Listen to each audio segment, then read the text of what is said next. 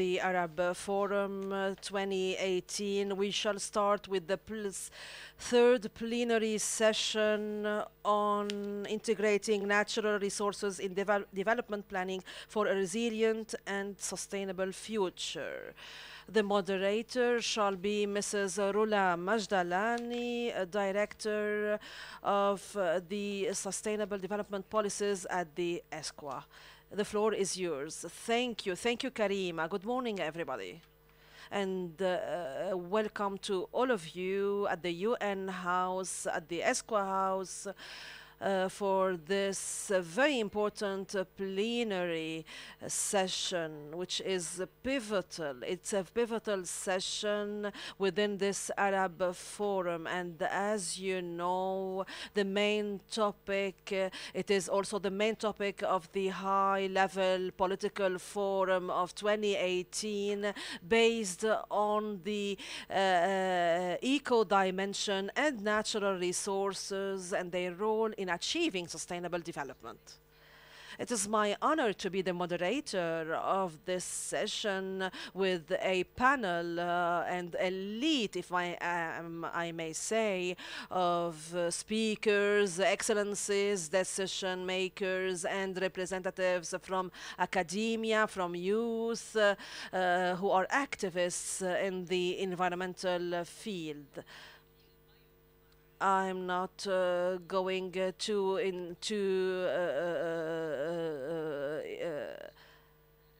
I'm not going to do justice if I talk about your CV, because your CVs are so rich.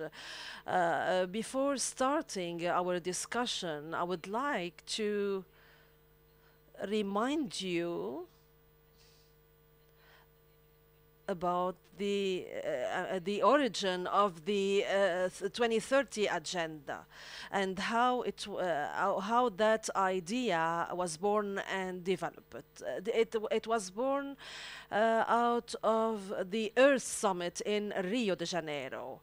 And one of the main outcomes was the intertwining dimension between the political, economic, and environmental aspects. Of course, the environment is the paveway to economy and politics, in addition to the joint responsibility. However, a different responsibility at the same time. Actually, there are different and joint responsibilities within this framework. Where are we in the agenda, in the 2030 agenda, with regard to that principle, the rights of future generations? This is what's included in the 2030 agenda, and this also the Rio agenda focused. Of course, we are all concerned, and if you remember the literature of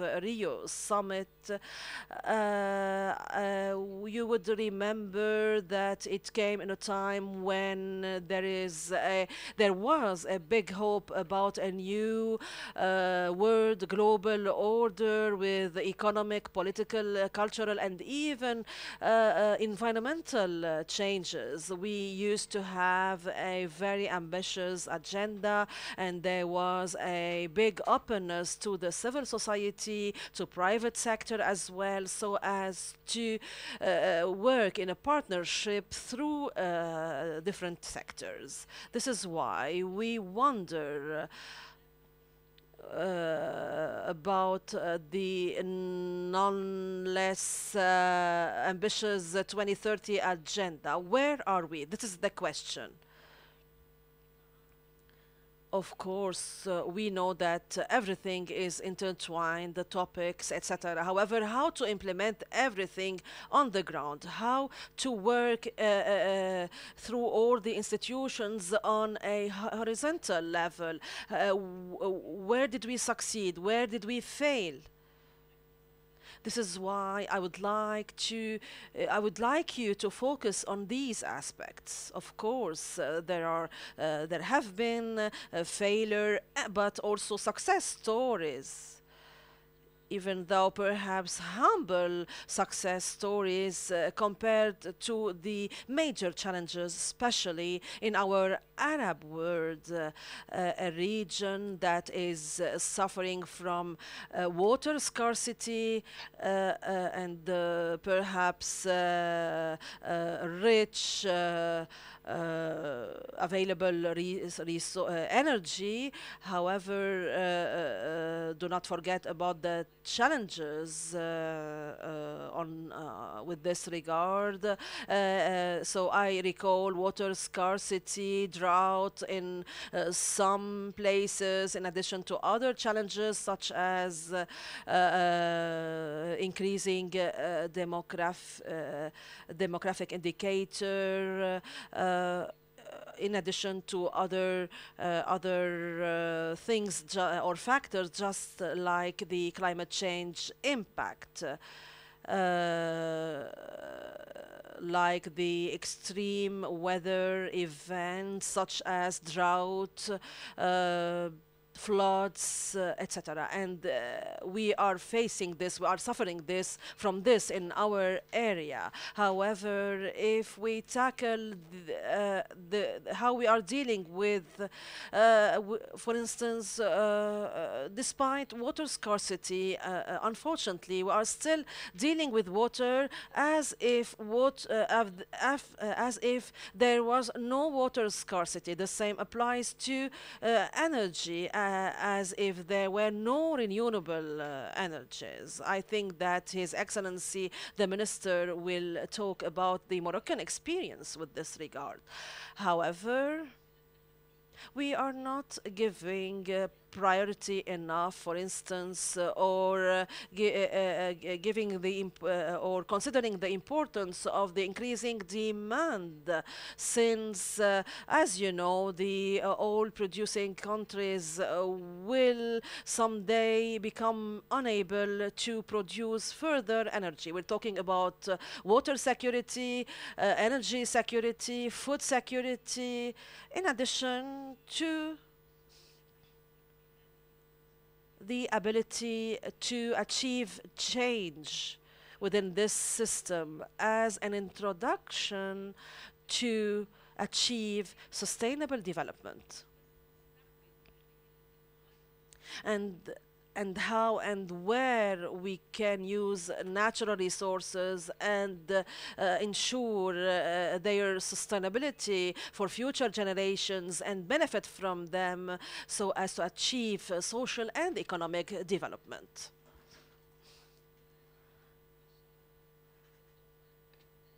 And now, allow me ask the first question to His Excellency Mr. Aziz Rabah, Ministry of Energy, Mines and Sustainable Development from the Kingdom of Morocco. In yesterday, in the opening session, His Excellency talked about the importance of the energy topic, in addition to the sustainable importance of sustainable natural resources within sustainable development. Your Excellency, could you please tell us about the main factors on the strategic level that were adopted to achieve sustainable development in Morocco? As we know, you have established a green economy strategy, another strategy for green job creation,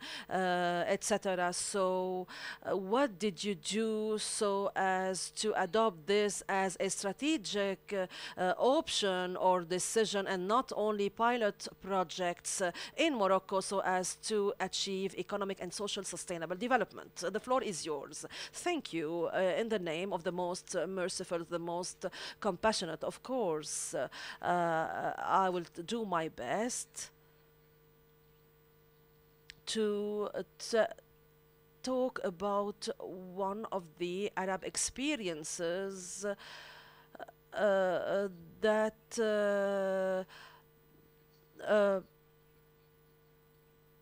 are diverse and that could be useful. I know that I have 7 to 10 minutes to talk, so I will do my best to tell you about my opinion first. Well, actually, I have attended all the sessions, and this is why I can say that I'm not pessimistic. I think that we should be rather optimistic. Otherwise, if we build upon a dark, let's say, impression or image, we wouldn't be able to move forward. Well, actually, if there are any miracles, well, one of them would be the resilience of and survival of the Arab world, which could overcome all the crises and disasters. So this means that we are a resilient people. We do have this ability to survive, and hence strategies and projects, plans, and of course, I think that we should know how to suffer from crisis. And then, for instance, Lebanon has achieved a kind of equilibrium, and of course, I hope that Lebanon and other countries will overcome and won't suffer again from any crisis. And I think that we need a few years or perhaps a decade in order to be able to talk about a new generation. Of course, Arab word is important. It is a big word, and this is why many would like to deal with the Arab word, and this explains why the Arab word is one of the most growing, let's say, and developing areas. We have actually sectorial, exhaustive, successful plans, and I look forward to see a joint ESQA and Arab world optimism on different levels. For instance, of course, we know about water scarcity. However, we do have new technologies that are able to give us better options and better solutions, just like the desalinization of seawater. And of course, we have here an elite of women, decision makers, politicians, businessmen, women, youth, etc., etc.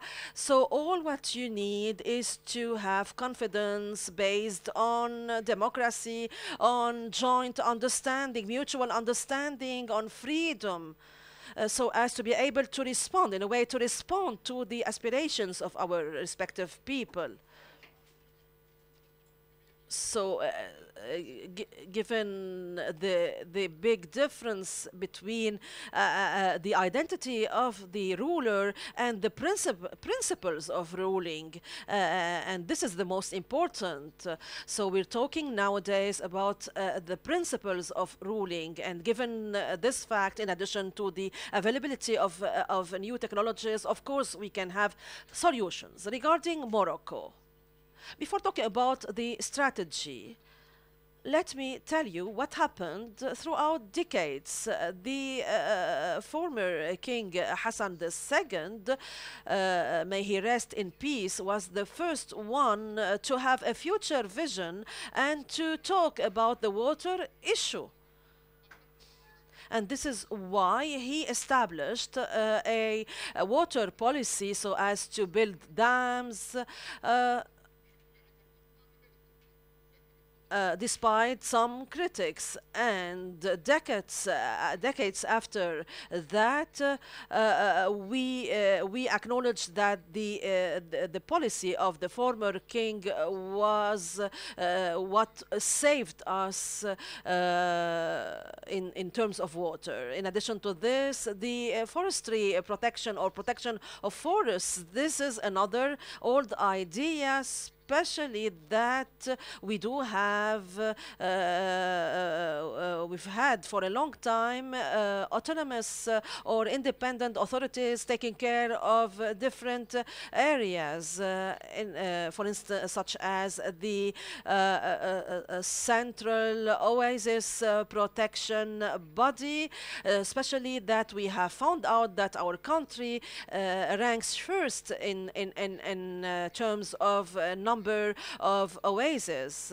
And of course, that body not only provides protection, but also development on different levels, health, social, economic, etc. levels, thanks to an integrated program. 10 years ago, we launched the Green Morocco project in the agricultural field. And I can tell you that tens of thousands of people have benefited from that project or plan. And this is how, from a basic agricultural sector, we have turned into a productive exporting sector. This is why we need 20 years to have inclusive development, and this is how, for instance, we could launch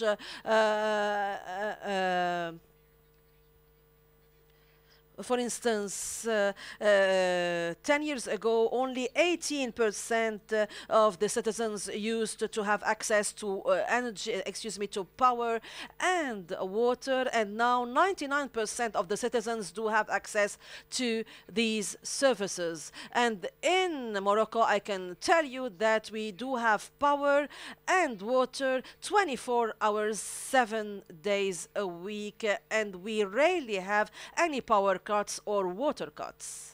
We also launched in 2005, under the sponsorship of His Majesty the King, the plan for the human development, so as to let everybody face marginalization, exclusion, and benefit from all services, health services, education services. And His Majesty the King is supervising this project on a yearly basis, in addition to launching other projects. Regarding the parliament, I would like to tell you that outside Morocco, the opposition and the pro-regime are united to defend Morocco. Of course, we have some divergence within Morocco. However, we do have a very wide convergence. I mean, everybody has to be prepared, even if we have to join the pro-regime parties. Despite our internal diversions, we prefer not to disclose our conflicts or problems. In addition to this, the renewable energies project was launched in 2009, and this is why I can tell you that this topic is directly supervised and headed by His Majesty the King. Why? Why did I tell you this? To give you an idea about what we did and how we could be in line with the international trend. And now, for instance, we have the Higher Commission presided by the Prime Minister and other sectorial commissions, other programs and projects. On the local level, we do have indicators, reviews, accountability. By the way, in the Constitution, it is stipulated that the Prime Minister does accountability once per month on different levels, energy, women, water, etc. And it is all linked to sustainable development. Regarding the energy, I would like to remind you that the project was launched in 2009 on how since we import 93%. We used to import 93% out of our energy needs, and this is why we could start relying on renewable energy, and this is why now we rely 42%. We can provide the 42% of our energy thanks to renewable energies. Of course, this has been achieved in partnership with the private sector. Of course, the state can be and the private sector can do many things regarding funding. We do have business climate, we do have incentives, we have vision, and since we have all these, we can do we can achieve many things, and of course we can rely to international funding. And thank you for your kind attention. Thank you, Your Excellency. Of course, well, you have mentioned investments, and that was the second question. If we have enough time, we'll go back to this. I'm not going to summarize what you have said. However, I would like to add. To shed the light on the importance of what you did, and record the importance of linking all these efforts with the international global agenda. And actually, the main purpose of this Arab Forum is to prepare all Arab states members so as to be able to put priorities and needs very high on the agenda of the high-level political forum. Hence, the importance of having a unified Arab stance in terms of the 2030 agenda. And now, allow me to give the floor to Dr. Fadi Koumair, Director General for Energy and Water at the Ministry of Energy and Water in Lebanon. Dr. Fadi, water, as I do not know whether water is more complicated than energy or vice versa. Well, the water situation in the Arab world, as you know, most water or proceeds from aquifers. In addition to this, we have the misuse of water, we have the water scarcity, in addition to other issues. Based on your wide experience in Lebanon and the Arab world, could you please tell us to what extent the water security is being given the priority on the political agenda? And what are the alternatives so as to achieve integrated resources management? Thank you, Mrs. Moderator. First of all, I would like to seize the opportunity to thank the ESCWA, headed by His Excellency Dr. Mohammed Al-Hakim, and to welcome all your excellencies in Lebanon. And of course, we will be at your disposal throughout all our capacities and skills in service or favor of this project. I think that the Arab world is one of the areas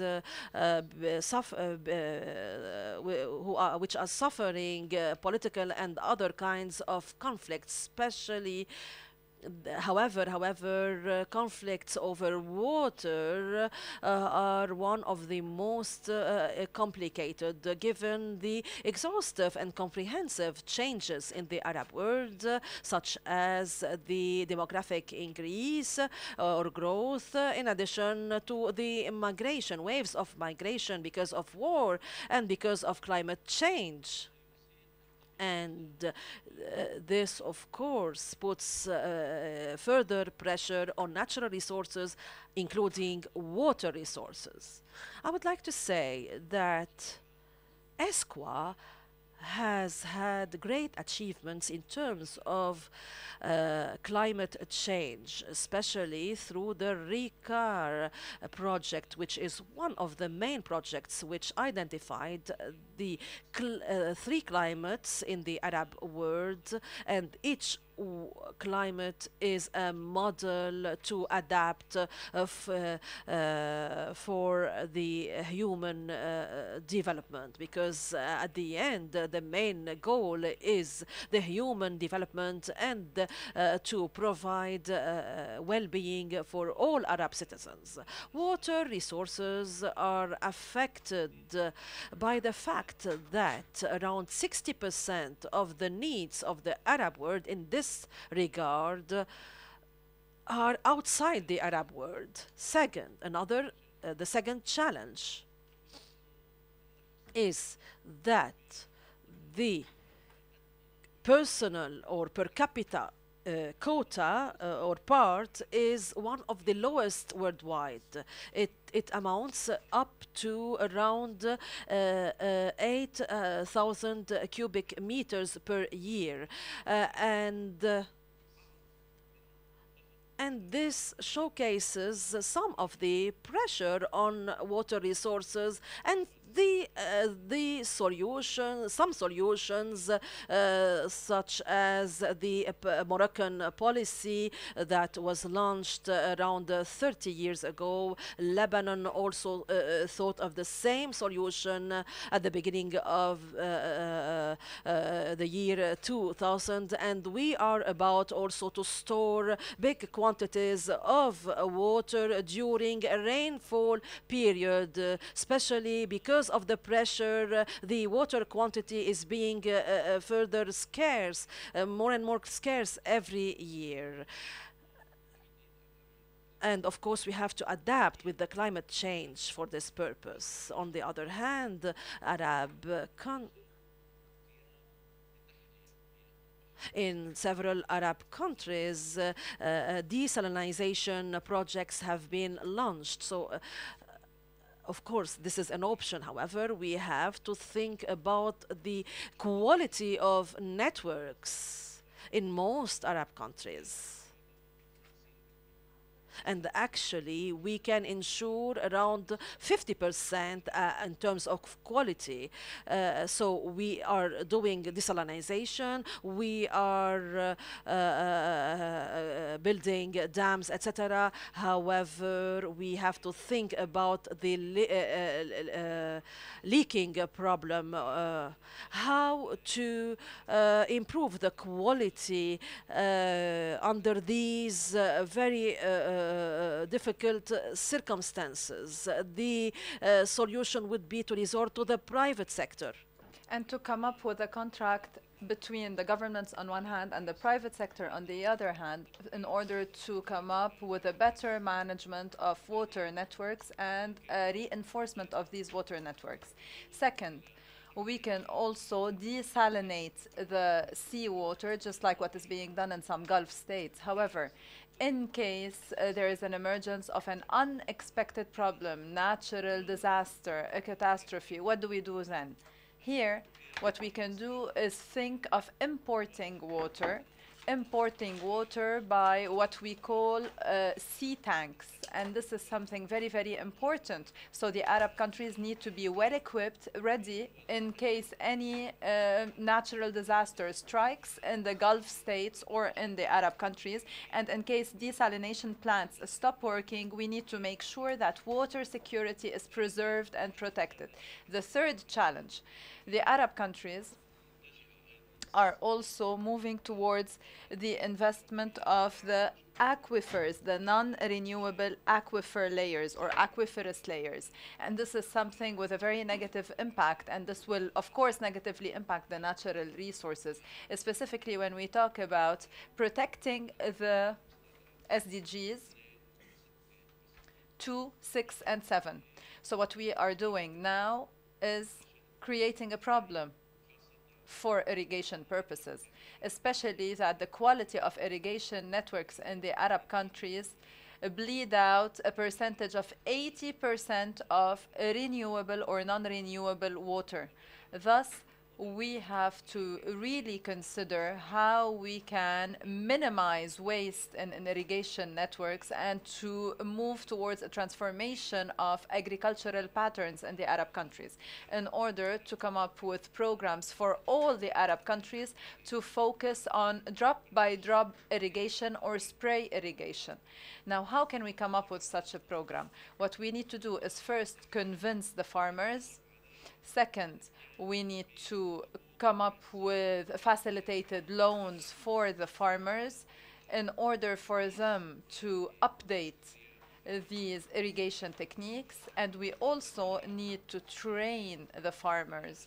We need to train them in order for them to get convinced that the upgrading and modernization of these irrigation techniques is a priority. Now, earlier on, I said that 60% of the water, Arab water, comes from outside of the Arab region, which puts additional stress on Arab water and those who have their eyes on the Arab water to use what we call a military administration and management of water, as well as the hegemony approach over water resources.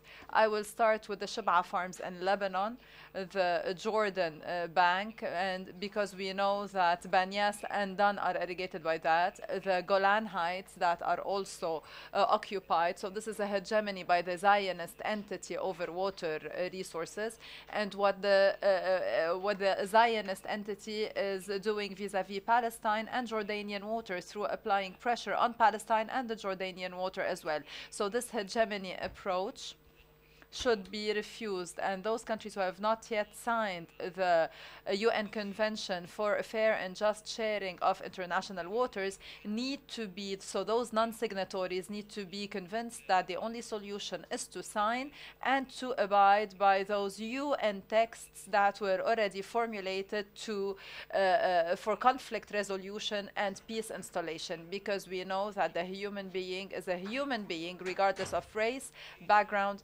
religion, or any other factor to be considered.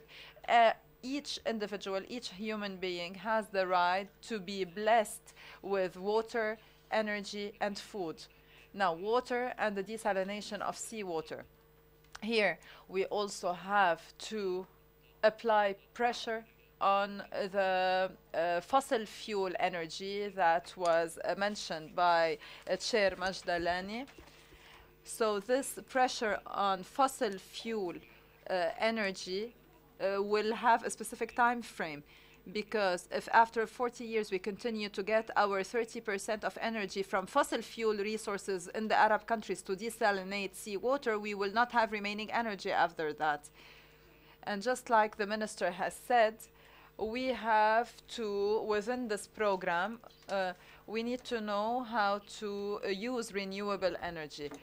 There are Arab countries that are moving towards what we call nuclear energy, and this is something very, very bad. And I hope that ESCWA plays and assumes its role to raise awareness amongst the Arab countries and regimes not to move at all towards a nuclear energy, because nuclear energy might lead to the annihilation of the Arab citizen in a second. In a minute. Let us not forget what happened in Chernobyl, let's not forget what happened in Japan, especially that our systems and regimes are not fixed regimes to be able to assume the responsibility of nuclear energy and its uses. Now, some solutions and some future plans. And here and through this conference, I want to say that we have to establish an Arab forum for water, energy, and food. And this Arab forum should be supported by all of us, by techniques. So these techniques are available. So how are we going to provide the decision makers, the ministers, the excellencies, the ministers, how can we provide them with projects that will allow them to make decisions? We do continue with the desalination process of seawater. However, we need to focus on the matter of irrigation, water networks. And this Arab Forum should also include something that is of the utmost importance, and that is training. training those that are responsible for natural resources in the Arab region, and to train them on how to have a good performance of these plans and networks for sustainability in general, specifically sustainability of the Arab citizen, so that the Arab citizen enjoys social security first and foremost, water security, food security, and energy security. Thank you.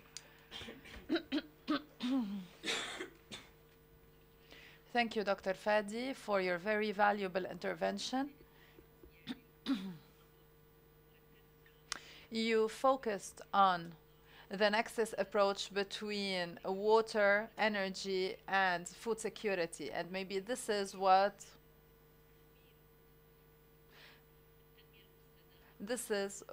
will allow us to look at the concept of sustainable development in all of its relevant aspects, whether social, environmental, or economic, to be implemented in reality. So you've spoken about such an important nexus, and we do agree with you, yes, and we need to seriously think more in a periodic manner. So what is happening now is talking about nexus. We have a huge program regarding nexus between water, food security, and energy. However, we need to work with all the other Arab countries to institutionalize this program and approach.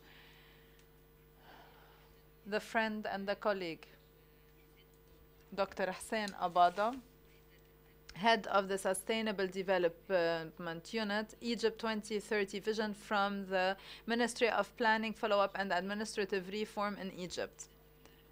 So maybe Dr. Abaza is one of the people who most know about the concept of transformation within sustainable development and sustainability in general, as well as consumption and productivity that are both sustainable. He has followed up the thought at the theoretical level as well as at the implementation level. Now, Dr. Abaza, and of course today Dr. Abaza had a huge role to play in the Egyptian strategy regarding sustainable development. So maybe, Doctor, if you can just focus on this experience, and through this experience, maybe you can focus on how the concept of production, sustainable production, and sustainable consumption can be an entry point for economic and social development. Thank you, Rola. Thank you for inviting me. I am very happy to be with you today. And I would like to add my voice to what the Minister has already said, because there is a certain optimism that we've touched on since yesterday. All the interventions are positive interventions. And of course, there are initiatives and activities all over the Arab world that are moving towards this direction. Now, Egypt has started its sustainable development strategy plan 4 years ago. And 4 or 5 months ago, we have started updating this strategy based on the experience we've had in the past 2 years. And of course, Egypt, just like other countries in the region, is facing a number of challenges. Challenges in security, instability and demographic explosion, natural resources. But let me focus on what you've said, on what you've talked about, Rola. We are thinking of integrating the different components of sustainable development. Of course, this is easier said than done, but how can we achieve that? Now, we need to think even further than that. And that is the entry point. Our entry point is not an economic like what was the case in the past, because we saw not only in the Arab region, but all over the world, the entry point was the economic perspective. However, after some time, we noticed that the environmental impact was a negative one, and the economic impact was a negative one as well. So we still have a financial crisis as well in most of the countries of the world. That is why what we have done now, and this is what we're applying in Egypt, is to have social justice. We are talking about health and education, just like it was mentioned in a number of interventions ever since yesterday. So how can we have development without social justice? How can we have development while we still have some marginalized groups? How can we have development where the private sector is not integrated, where the informal sector is not integrated, where women, youth, as well as CSOs are not integrated? And during the updating process, we found out that the nexus process and the integration amongst those different categories will effectively help to support the process of sustainable development. This is the social dimension. Now, what about the environmental dimension or eco-dimension? Regarding natural resources, we've always looked at the environment as an hindrance to vis-a-vis economy. So we either focus on economy or environment, and the result was that economy always was a priority, whereas the social and environmental dimensions took second place. And the result was what we have reached today. The negative impacts on the social aspect and on the environment will also negatively impact the economy eventually.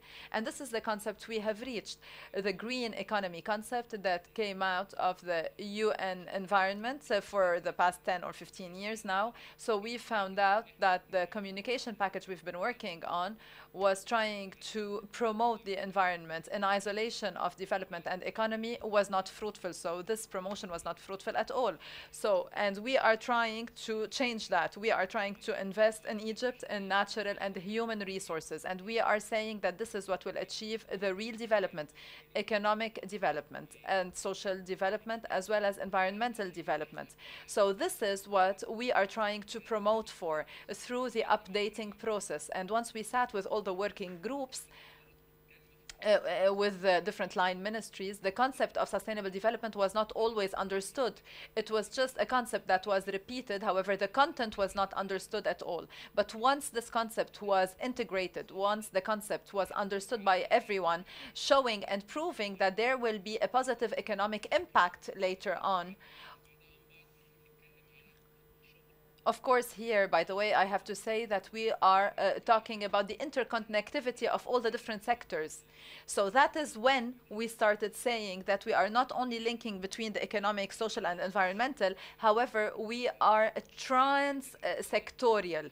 We need to take into consideration agricultural development, industrial development, touristic development, etc., etc. So many of us yesterday talked about culture and changing the mindset to begin with. So our working methodology, our planning, the way we as line ministries interacted with one another, the way the different sectors interacted with one another, the different social categories. So all of this was very, very important, and this is what we reached in Egypt. So that if we only forget about sustainable development and talk about development, for example, you've spoken about a good use of the different natural resources, because we know that there is more than 30% waste in the agricultural sector, and in the Arab region it's even more. The figures are even higher. So if we have good use, if we make good use of these different natural resources, if we follow good patterns, and if we put behind us the waste, and for example, and I'll tell you that in Egypt, we still do not look at vocational training in a good way, unfortunately. Whereas we know that vocational training and vocational education should really be at the forefront, especially when we talk about SMEs. Even these SMEs are not a high priority. That is why in Egypt we need a specific body that will develop and that will integrate the SMEs in the whole developmental process. So we need to really have this process that will invest in the different sectors that deal with green economy or sustainable development in general. Allow me also to talk about a step that we've taken in Egypt lately, and that was integrated in the in the previous strategy 2030, and that is to have a higher council for sustainable development. And there was a decision that was taken in Egypt. It was approved by parliament, and it was decided that there should be a higher council for planning and sustainable development under the presidency immediately. And this shows the utmost importance given to planning and sustainable development. And of course, the Ministry of Planning will be the, let me say, the secretariat of this council, but in coordination and cooperation with all the different line ministries. And before I conclude, I would like to reiterate and say that the Nexus process and working trans-sectorially amongst the different sectors, with the different sectors, because in our countries we suffer from the fact that each ministry works alone, and even within the ministry each administration works alone, and this will lead to more waste, and we cannot say business as usual. Business as usual is no longer an option. We need to change our old ways, we need to change our old plan, and we need to move forward. Thank you.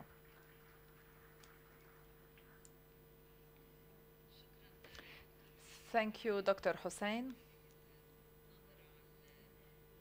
for this very realistic perspective and optimistic one at the same time, saying that we can work and cooperate amongst sectors.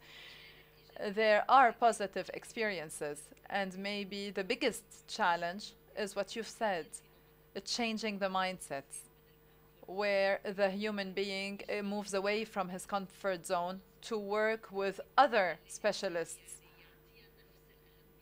and looking at other fields with the same importance that one looks at one's own field and specialization. And it is only then that we will achieve our work.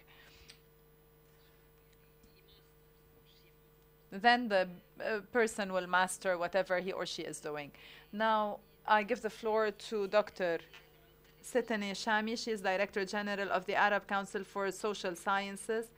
Maybe Dr. Sitani is one of the people who has mostly worked on the multidisciplinarity and nexus approach, or even before starting to mention the nexus concept. She was the person, or she was amongst those who most focused on this multidisciplinary approach.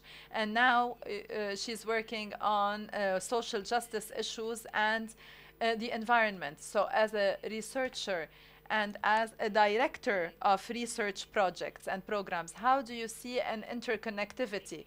How can we clarify this concept of nexus between environmental matters and natural resources maybe on the one hand, and social justice on the other? And what is the role of scientific research here?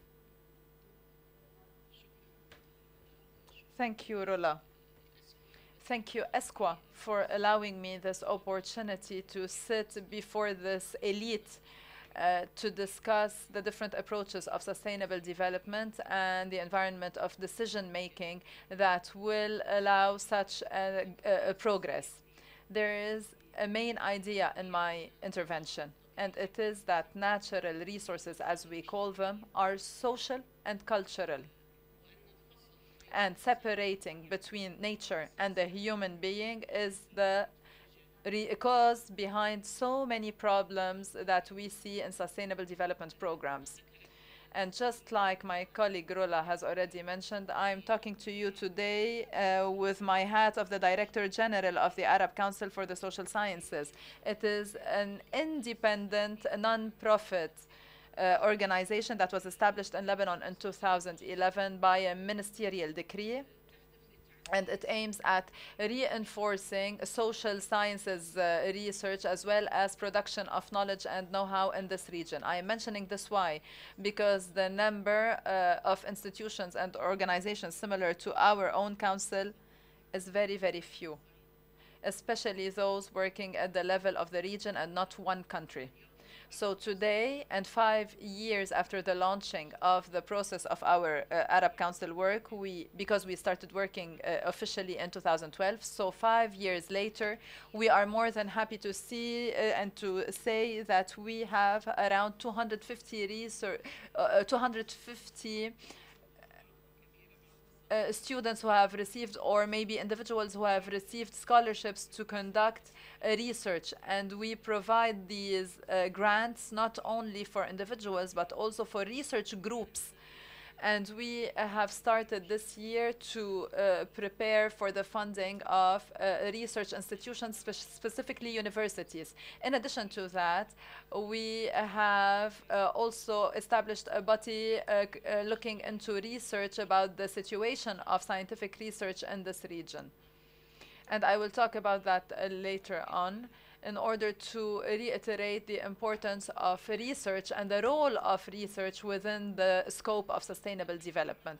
I have also mentioned the work and the activities of the Arab Council, because I think that this is linked to so many different topics, and it is the lack of data and indicators for sustainable development. And the absence of data collection through methodological approaches, in addition to the lack or to the difficulty of accessing data. So all this is a challenge and a hindrance facing development, and to reinforce the role of scientific research specifically, of course. And this applies to different specializations, but specifically social sciences and humanitarian sciences. And because of lack of time, I will not be able to go into the details, but allow me to just say that the social and cultural methods are very, very important on how to use natural resources, because we know that natural sciences dominate here. Nevertheless, this is very linked to the human activity and what humans do, because of course we know that processes at the international level impact strongly and sometimes are destructive at the local level. However, the opposite holds true as well, because all the decisions that are taken in our daily lives by individuals will also impact the nation, the region, and internationally as well. So 4 decades have passed now, and development experts are talking about the importance of the participation of the local communities in sustainable development. Nevertheless, the message has not been heard. It has not been heard specifically by decision-making centers, who think stereotypically that they only know what the problems are, they only know what the solutions are, much better than those local communities. And what is for sure is that local communities, experts, and countries have so much to learn from one another. Despite that, it is very rare to find a discussion and a dialogue. But instead of this, we see policies from the top down, as well as resistance whenever those policies are not followed and implemented by the local communities.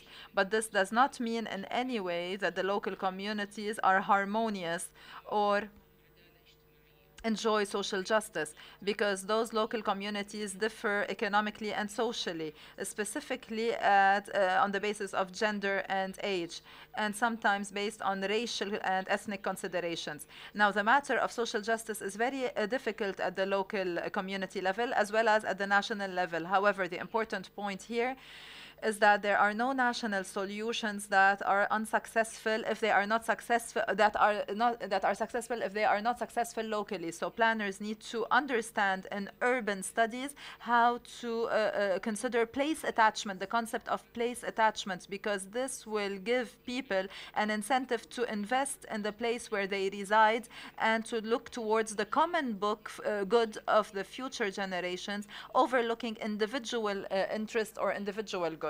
And this leads us to the matter of displacement, internal displacement, which has broken this close relationship between place and human being.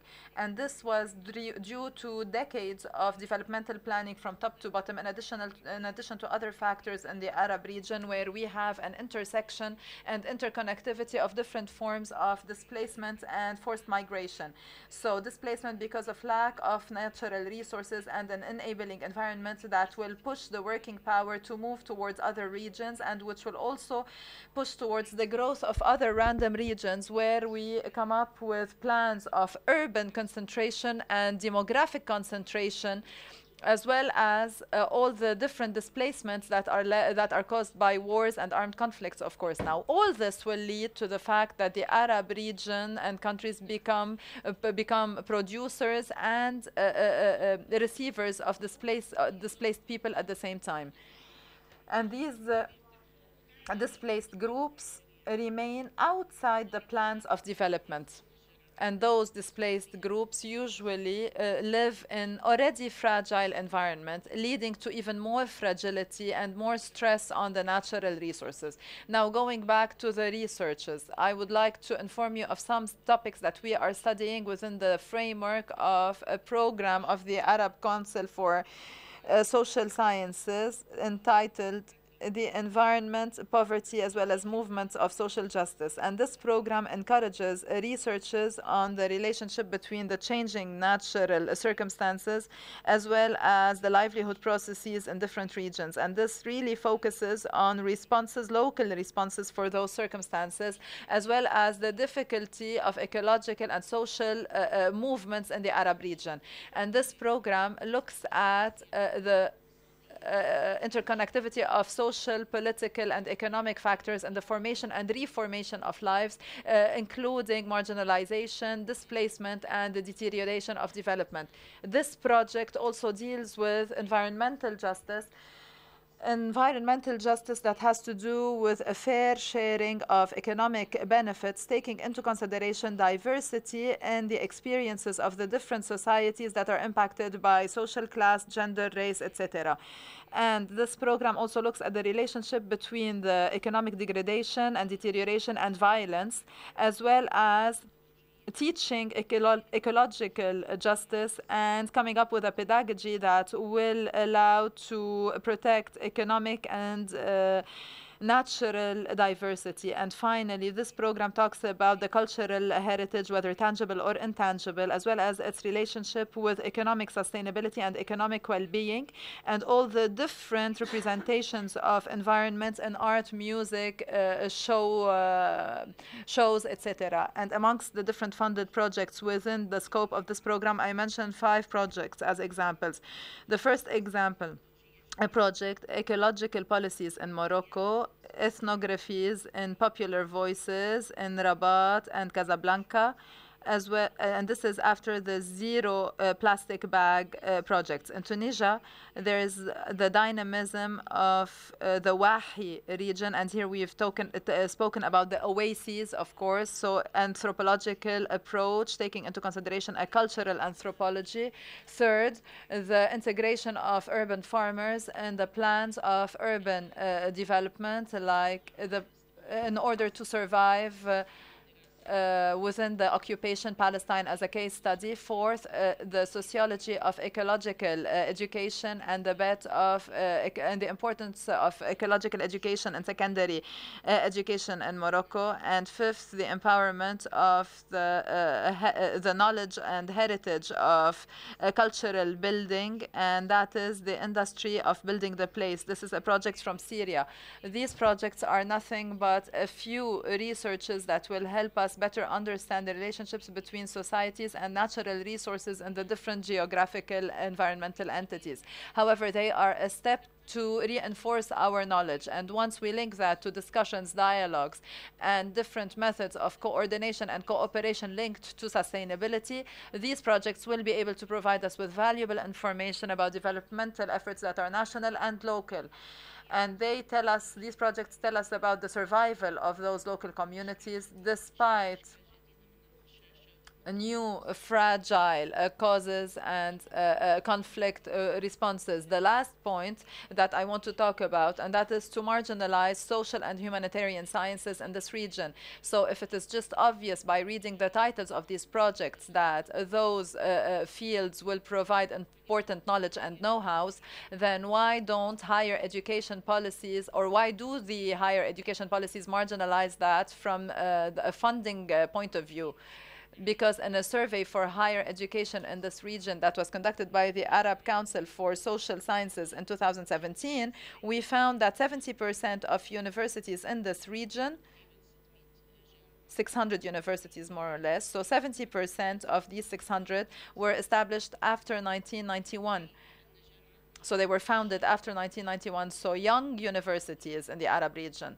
And 62% only of these universities have certificates and BAs in humanitarian and social sciences, and those are the oldest ones, meaning humanitarian and social sciences, yes, are found in older universities, and this is good from one hand because we know that these universities are well read in these policies. However, these universities lack resources more than the others, and they suffer from a high density of students, and they are only found in the centers. Now, the new universities, and as I mentioned, they are 70% of the universities as a whole. These 70% focus on technical and professional licenses without even seminars on humanitarian sciences or social sciences, let alone BAs or even licenses or certificates. And this is happening in a region that is clearly suffering from social and cultural crises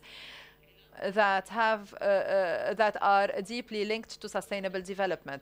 So the policies on education and higher education should be an intrinsic part of our deployed efforts in order to reach the SDGs. Thank you for listening.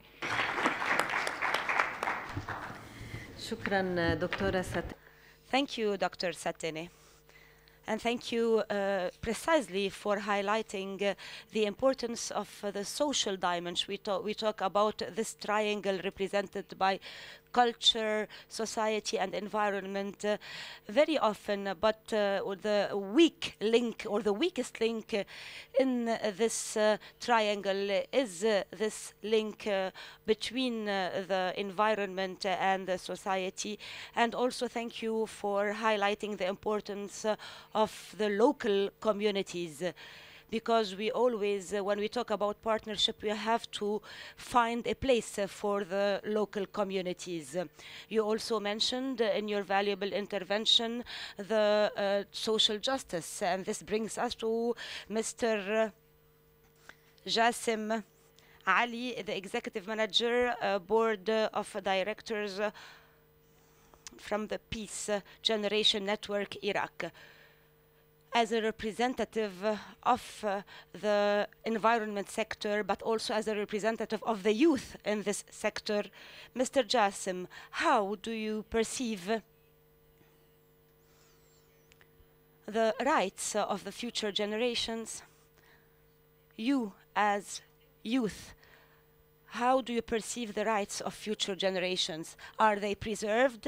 Are they violated? And since you come from Iraq, how do you see the role of environment and natural resources, since this sector was the most affected by the conflict and by the war in Iraq? But in the post-conflict era, in this era of reconstruction, how could the environment and natural resources serve as a prelude to rebuild Iraq and to rebuild the social fabric and the social cohesion? You have the floor, sir. Allow me first of all to thank the organizers of this panel for inviting me to participate in this plenary session. I want to talk about our experience in Iraq in the field of environment, and more precisely precisely, I want to talk about the Tigris River and on the pollution in this river and the factors that led to this pollution. In the last period, the Tigris River suffered immensely from practices both by the public sector and by the private sector. This historic river became unfortunately dark. Its water became dark and highly polluted. And we have, as you may know, we have the Environment Committee in the Parliament and all other environmental organizations that asserted that thousands and thousands of cubic meters of wastewater, they all go to the Tigris River without any treatment whatsoever. This pollution led to many symptoms.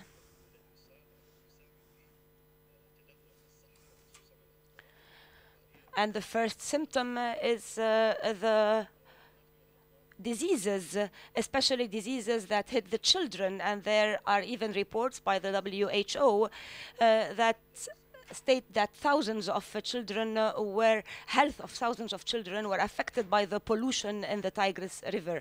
Another repercussion, another symptom of this pollution is also the unemployment, or the pollution also led to the unemployment and to the increasing rates in unemployment. All this compelled us as a group of Iraqi youth to mobilize in order to counter and to put an end to this pollution. We started by organizing workshops, and we organized also a conference, as you see on this picture, a conference at the University of Baghdad, to which we invited academics and researchers. And also on this picture, you see a campaign that we launched on the shores of the Dijla, of the Tigris River, calling all those who are responsible for this pollution to stop the practices that initially led and continue to lead to this pollution. And this campaign was in the middle of the day, and it was covered by journalists and many media outlets. This is a topic that is directly linked to the natural resources, and we decided to work on this topic because we are deeply convinced that natural resources and the environment in general are directly linked to peace building. And we have seen in the last period how the armed groups and armed militias, especially the radical armed militias and groups, have wreaked havoc in all Iraqi provinces. And I'm talking here about Nineveh, about Tikrit, and other Iraqi provinces.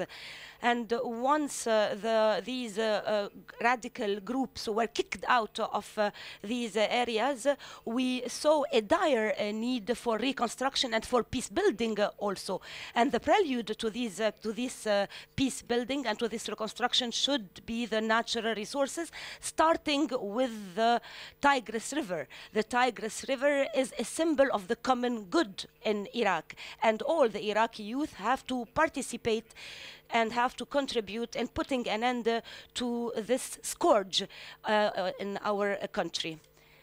The youth were mobilized, the Iraqi youth were mobilized, and the fact that the youth participated led to a major success of all our activities and all our campaigns. We know that 42% of the Iraqi population is made up of youth. However, the Iraqi youth is still barred from the decision-making positions. For example, the Iraqi parliament sets a ceiling or sets a minimum age of 30 for parliamentarians or for members of parliaments.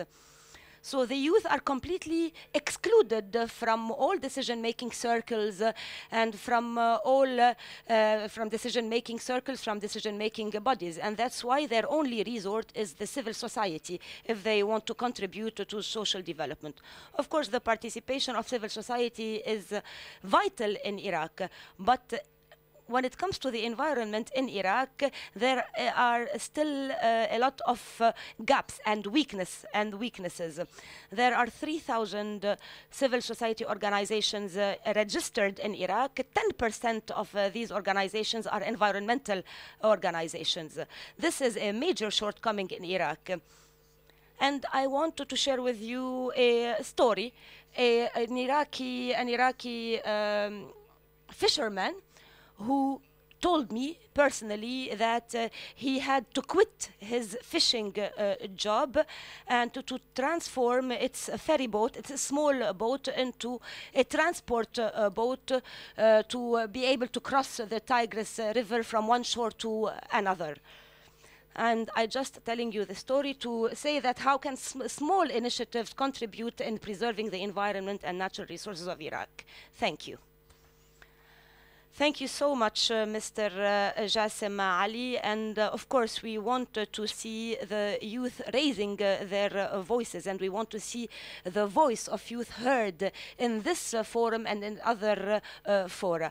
And we are always keen at ESCWA to have the youth express themselves. And we are also adamant on working with all the official Iraqi, all the officials of Iraq, especially in the field of water resources. And we will have in the next session His Excellency, the Minister of Water Resources in Iraq, and I'm sure that he will mention also the problem of pollution of the Tigris River. Now I want to open the floor for questions, for comments, but please introduce yourselves and say to which panelist you want to address your questions or comments.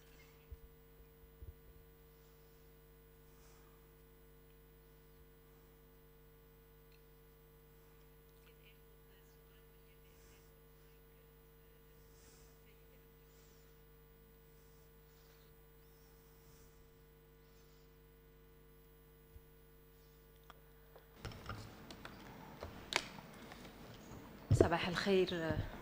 ليلى عضو مجلس النواب من تونس. I am Layla. I'm a member of parliament in Tunisia. I want to thank ESCWA and all the organizers and partners in this event. I wanted to mention the Tunisian experience, especially in the agriculture sector, and especially all the measures that were taken in order to promote renewable energy in the sector of natural resources and agriculture.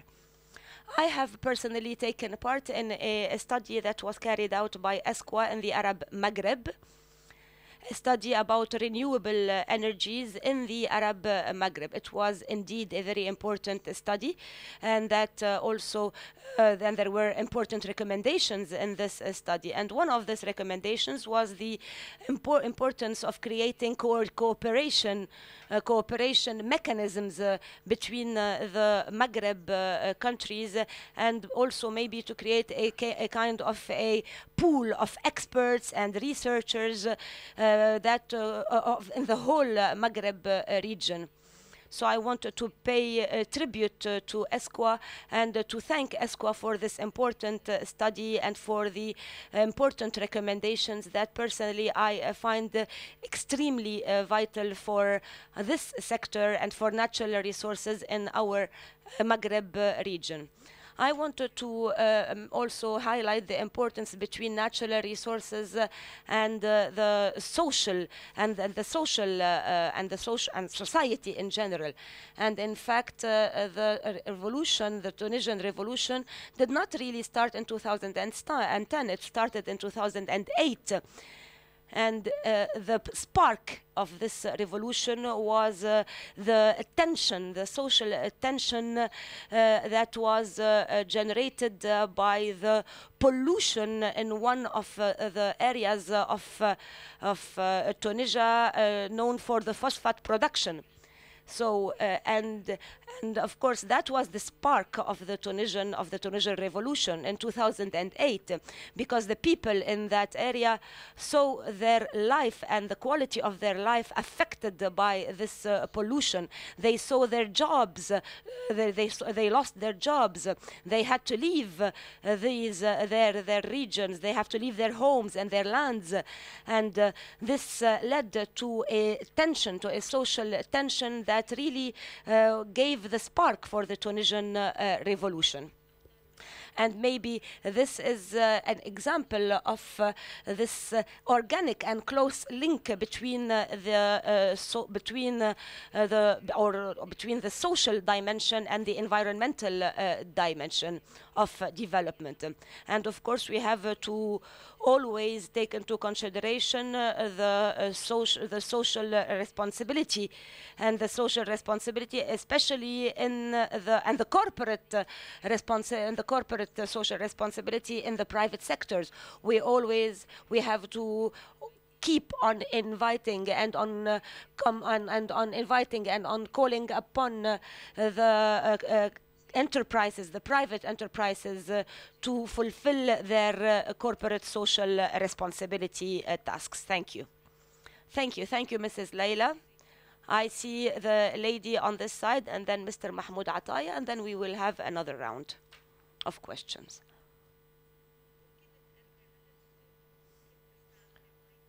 Would you please come closer to the mic that is already on the table? Oh. Good morning. I am Shuruq al-Abarchi from the Iraqi parliament. I want to thank you for this important morning panel that was more of a brainstorming on important issues and on how to transform all these SDGs into realities and not only slogans and theories. I come from the civil society background, and that's why in my work as a parliamentarian, I always seek to highlight all the civil society related issues, especially environment related issues. One of the panelists, our dear friend from Lebanon, said that we need an Arab forum for water, energy, and food. But there is already an Arab forum for water, and it is a civil society organization that also works in close cooperation with the international mechanisms. It is an experience that deserves to be highlighted because it could be also useful for other Arab countries. And I have a question to our dear friend Mrs. Rula Majdalani, the chair of this panel. We need to activate and to promote the tools that are the tools of the civil society. And one of these tools are the youth initiatives. What is ESCWA doing to promote, to encourage, to encourage and to promote these initiatives? We know that in difficult contexts, especially contexts of conflicts, of wars, of occupation, usually organizations do not have the capacities to follow. We know that organizations, especially CSOs, do not have the human or the financial capacities to go through all the difficult steps of calls, to respond to calls for proposals. That's why we see many of the CSOs in difficult contexts, such as conflict contexts, really struggling. And we see a lot of these initiatives from CSOs, from youth in our Arab region. How is ESCWA encouraging and promoting these initiatives? This is my question to Mrs. Rula Majdalani. Thank you. راح اخذ بعد السؤالين Thank you. I will take also two more interventions, Mr. Mahmoud Ataya, Mr. Mohammed Saidam, and then I will allow the panelists to respond to the first round of questions. Mr. Ataya. Thank you, Mrs. Rula, and I want to thank all the panelists for their important interventions. When we talk about sustainable natural resources management, we cannot overlook the sovereignty issue. And our colleague from Lebanon mentioned it quickly, but it needs more further elaboration. Sustainable developments requires the recognition of the rights of people right to sovereignty on their own natural resources. That's why I hope that one of the recommendations of this forum will be to reassert the rights of the people to sovereignty on their natural resources. Because us in Palestine, this is what we are suffering from. We do not have sovereignty as a Palestinian people or we don't enjoy the right to sovereignty over our own natural resources. And of course, technical issues are very important, but also we need to highlight and to emphasize also the principle and the right of sovereignty over natural resources.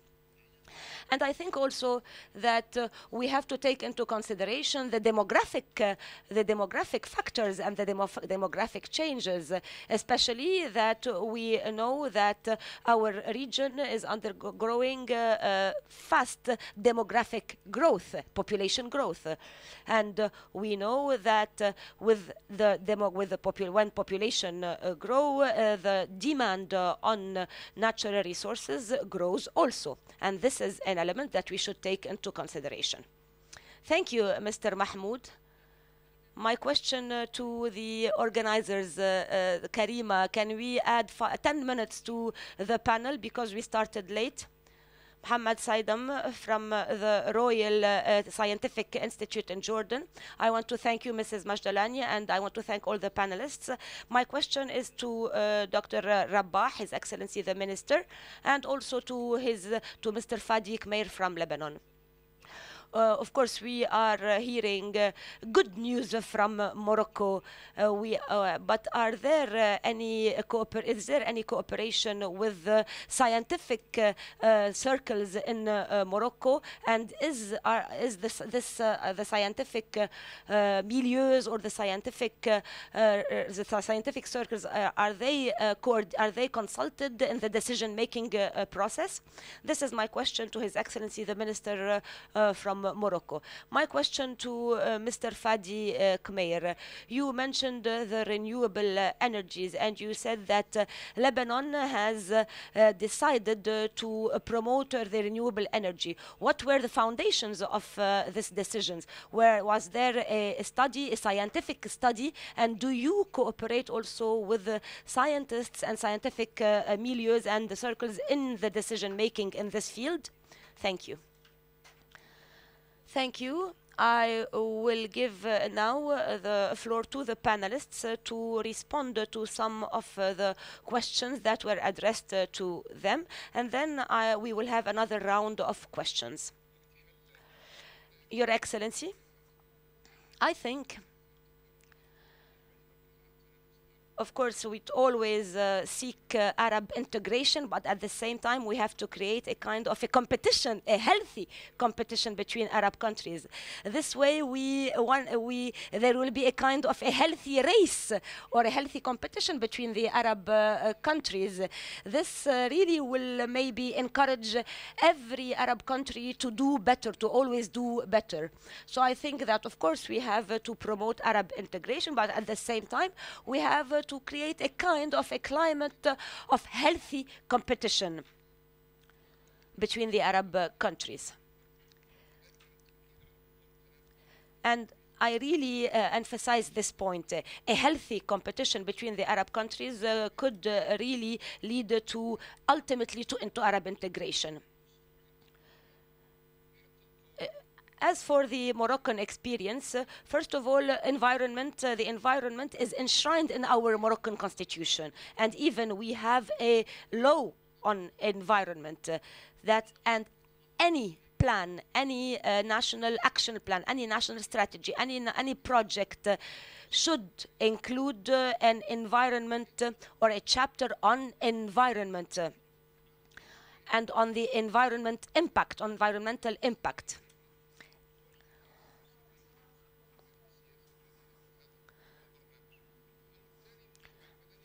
As for the civil society in Morocco, it's also mentioned in the Moroccan constitution as a major partner, and even we have a law on associations that allows the civil society organizations to hold the state accountable.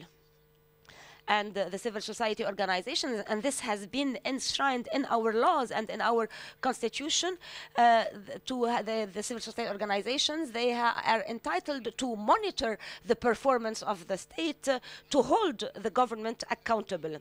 And as for your question about our cooperation with the scientific research circles, already we have doubled our budget for scientific research, and we have national scientific research centers for all sectors, for example, for the agriculture sector, for the water sector, and we will even seek to increase even more this budget for scientific research.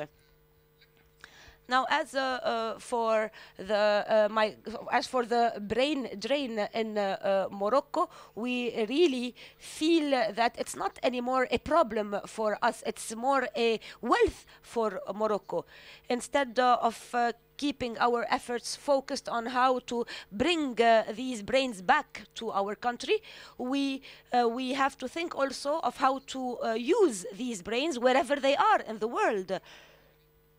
And Morocco, for example, and we have in our constitution we have also a decentralized system, and we have the central government, but also we have all the provinces in Morocco, and we try to use the brains, the Moroccan brains, be it inside the country or outside the country. So we said that we have worked so hard to bring these brains back to Morocco, maybe to no avail. Why not try another approach and use these brains wherever they are in the world? And we were inspired in this approach by the South African experience. Thank you, Your Excellency, says Mrs. Majdalani.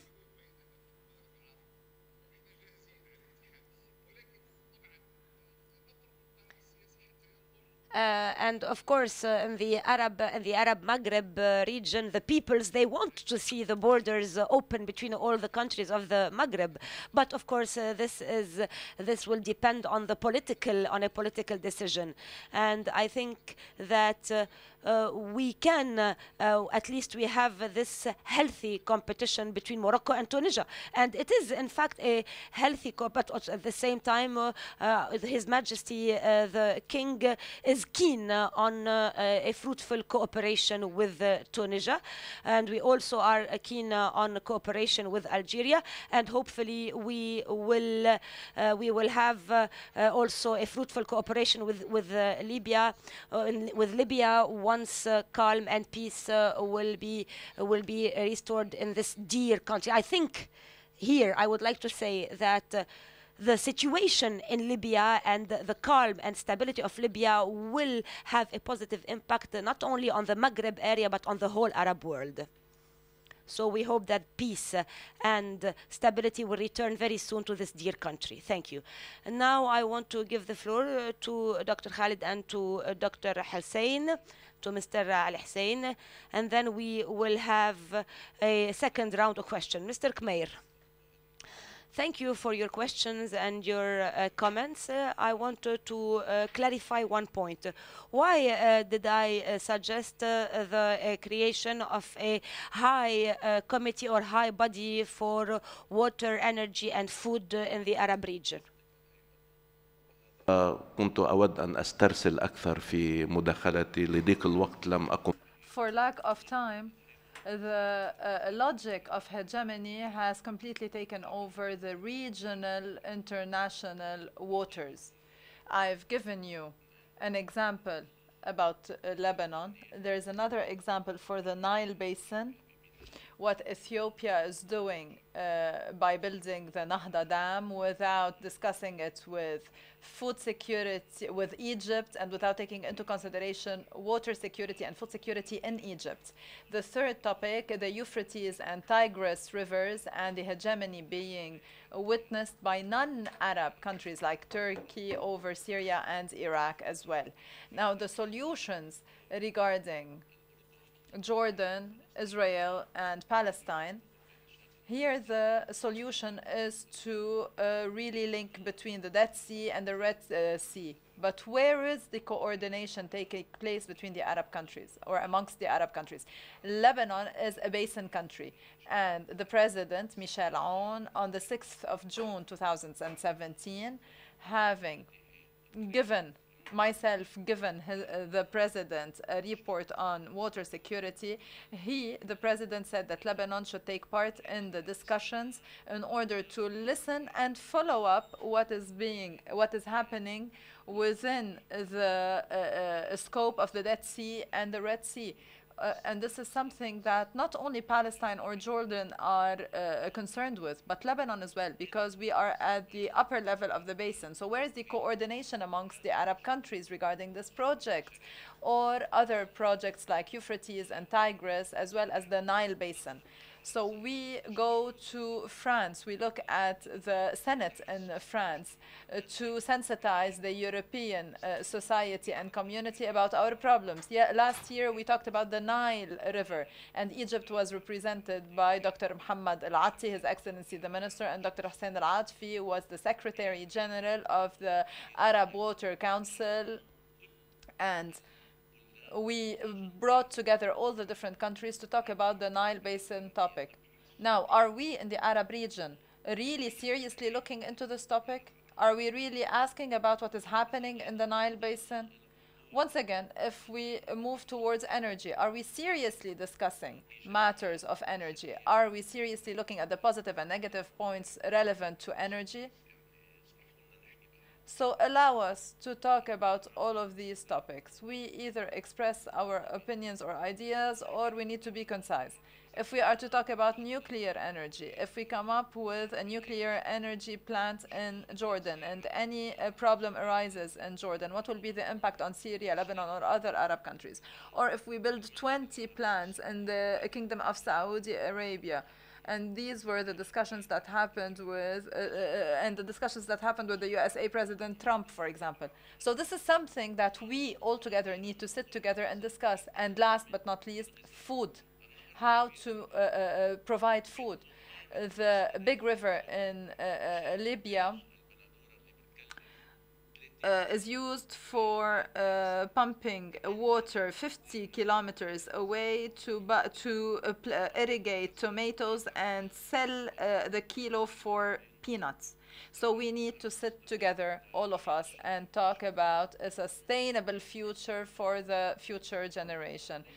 Sorry, Fadi, you need to really have an open heart because so many people want to take the floor. Very briefly, and to reiterate the interventions and the role of the civil society organizations. And if we look at those updating processes that are happening in Egypt, I say that now we have integrated the civil society organizations and institutions in the updating process and how they can support the achievement of SDGs in different sectors. And there is a specific strategy that is being drawn up relevant to them, and that will take part of the strategy. As for the youth, there is also a special initiative for the 2030 youth, and they are represented by most of the Egyptian universities in different regions, and at the same time how to integrate them in this updating process, evaluation and follow-up. So we are not talking only we're doing something. We're not only saying words, we want to work on that as well. So the state, the CSOs, the private sector, both are or the three of them are working together. We are looking at private sector, public sector coordination to achieve SDGs.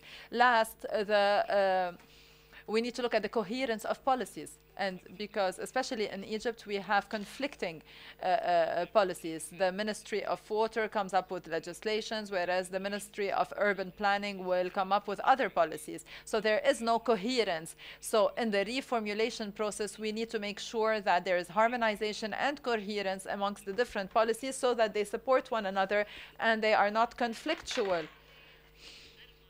We still have 4 who have asked for the floor. However, I added 2 because they are 2 women and based on a specific request by the minister representative of Libya, and I will conclude later on. هون الاستئذان هون إذا بتعرفوا عن نفسكم ولكن Could you please introduce yourselves and be very brief? I think that we're turning in a vicious cycle. We're focusing on planning. Could you please get closer to the mic? Asked the moderator. I think that the problematic or the main problematic issue. It's not about the planning for natural resources. However, in Syria, our national we have a national integrated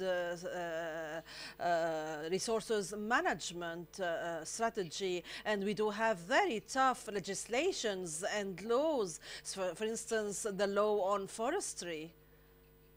However, I think that the problem is with the tools of implementation. For instance, we know that the agricultural sector is still a traditional sector in the Arab world with high production costs. As you know, 1 kilo of cotton in Syria is quite costly. Why? Because we need the new techniques. However, to acquire new techniques, this would be costly.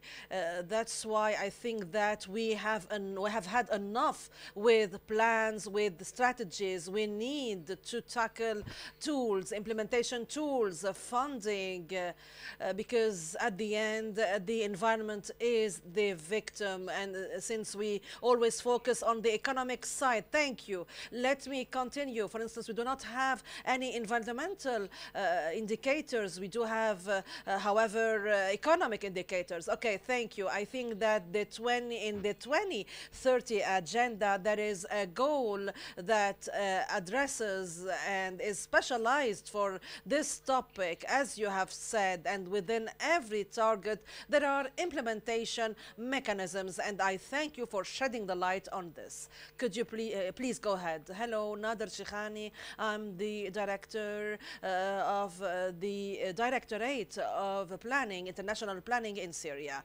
I think that media, as you know, we are all concerned with sustainable development, and we know about international trends. However, what about media? Because we have to convey messages to the citizens outside on the streets. Whatever we say here, and we say that we have to preserve natural resources, etc. However, citizens outside are the beneficiaries and should be the main target of any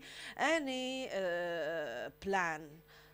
On the other hand, yesterday you talked about culture and education. It is about education. How do we educate our sons, our children, our children? This is how we will have future generations. Regarding the national partnerships on the local and regional levels, in addition to international level, we have to take it into consideration. For instance, in Morocco, whether in the United States or Syria or Iraq, we are all affected by this. However, we have to tackle the responsibility. It is about responsibility at the end, whether it is joint responsibility or not. Well, I'm 46 years old, so how about babies?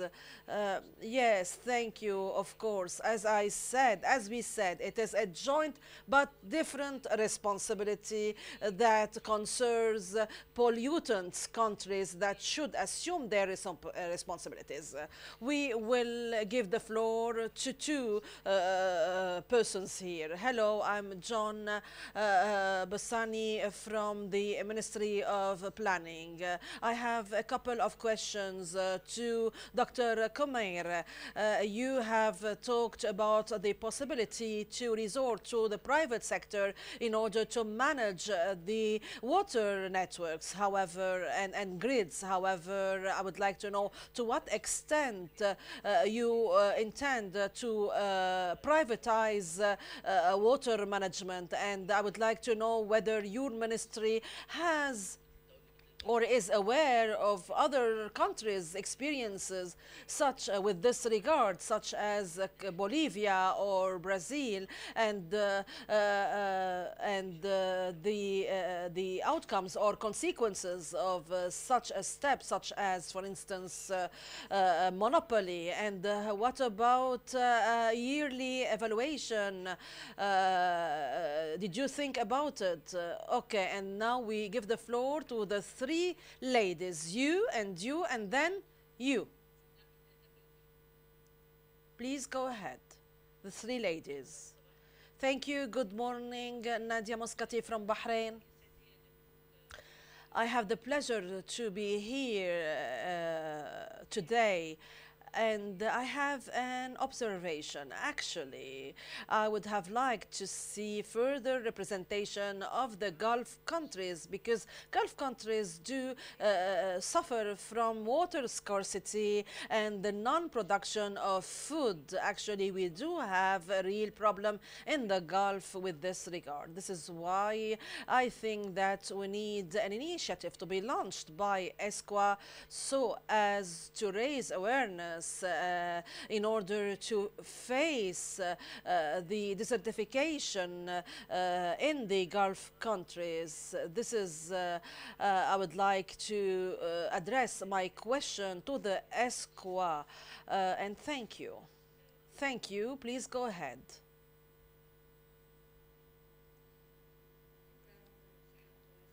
Hello, Sahar Kawasmi from the Legislative Council from Palestine. Of course, people do have rights, as you know, in water, and unfortunately, when somebody steals a small quantity of 1,000 US dollars, he or she is subjected to sanctions. However, when countries and states are stealing other countries or people's resources, nobody does anything. I would like to ask you, on the other hand, about the quantity of that is exported, and another question about integrity.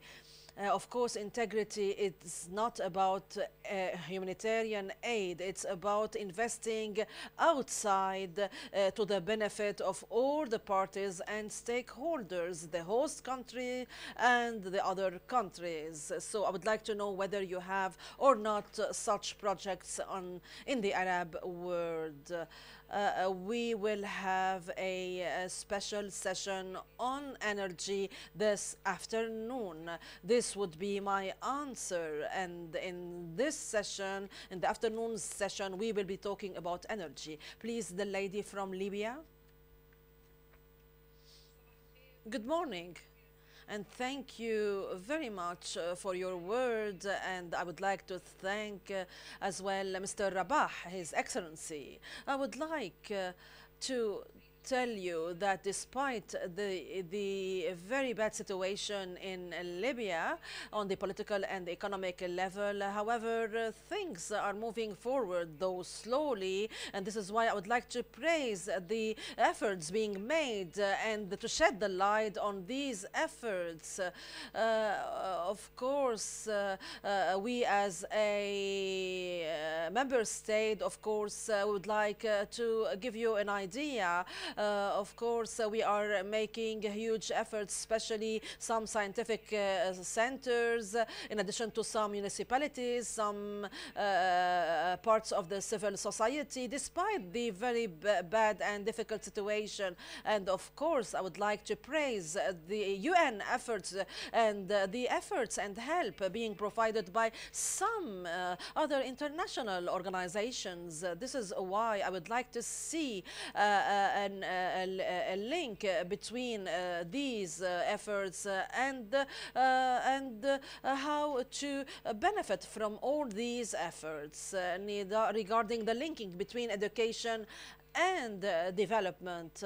Of course, to achieve development, we need to work on the education, to foster the education. Education leads to development, is one of the factors that lead to education. And with this regard, I would like to highlight the efforts being made to rehabilitate the very old and well-known Benghazi University. There are current ongoing efforts to rebuild this university that was destroyed by terror groups. This is why I would like to call upon further solidarity to help us rebuilding this university and other universities. And finally, I would like to say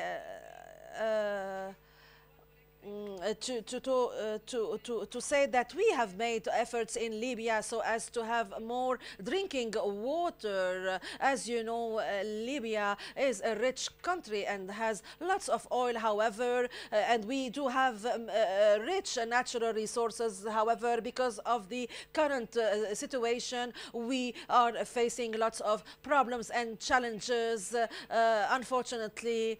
Thank you, Madam. Okay, thank you.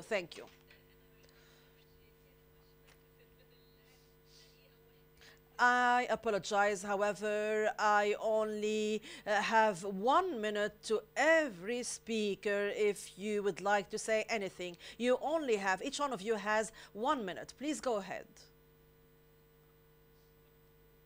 You do not want to say anything? Okay. Please go ahead, Dr. Komer. Partnership with the private sector. Well, as you know, the PPT, the public-private sector partnership, do have success stories. However, for this purpose, to succeed, we need a transparent, we need powerful public administration, we need a political will, we need a real serious effort so as to let all citizens have access to water. However, the world has changed and most countries need the private sector because of the lack of funds.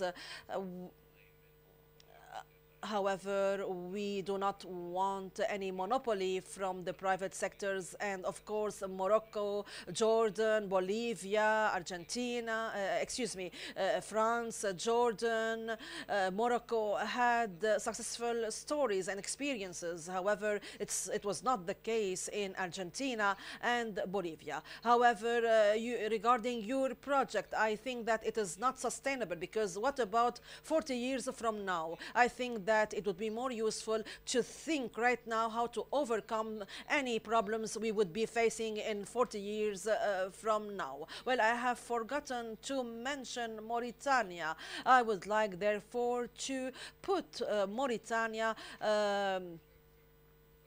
on the agenda, given its natural resources and the exploitation of the river on the border with Senegal, and of course we are cooperating with them.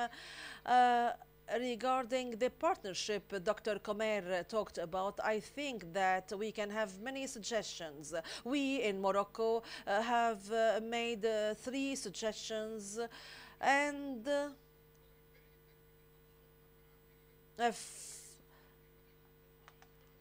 for instance, we have adhered to the Congo summit because it is one of the, if I may say, one of the most important areas in the world for the cleanliness of the air. You know, countries do have different impacts on this level. Regarding networks and grids, I think that in most Arab countries it's being monopolized by the state. However, solutions could be partnerships, as Dr. Komer said. However, for this purpose we need good planning, otherwise grids and networks would be weak. This is why we need to study and to have good plans. In conclusion, sustainable development is, before anything, it is about political will. For instance, in Morocco, His Majesty the King had and still have the political will to move forward, and this applies to other Arab countries. This is why I reiterate and say that the political will is the most important thing. Thank you, Your Excellency. Well, because you did the wrap up. on my behalf. I apologize for not being able to give any further time to any additional questions. However, I promise that you will have the opportunity to ask further questions in other sessions. Of course, we do not have time nor the capacity to solve everything. However, I reiterate the importance to link between education, political will, civil society, decision makers, and development. And finally, I would like to thank you once more. I'm sorry, apologies for being lengthy. However, we have had very rich discussions. Thanks to all of you. إذا بتسمحوا لي بعد